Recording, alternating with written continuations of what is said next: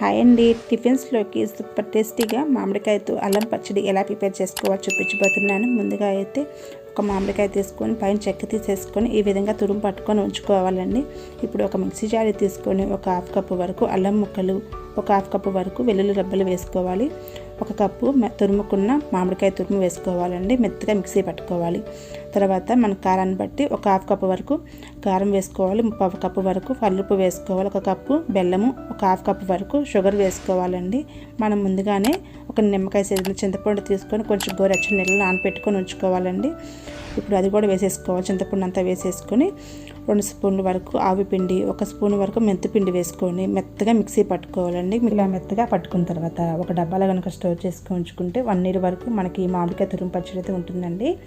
చాలా బాగుంటుంది. ఇప్పుడు కావాలంటే అప్పుడు కొంచెం తీసుకొని పోపు పెట్టేసుకున్నామంటే కనుక టిఫిన్స్లోకి చాలా బాగుంటుందండి. మీరు కూడా అయితే ట్రై చేయండి.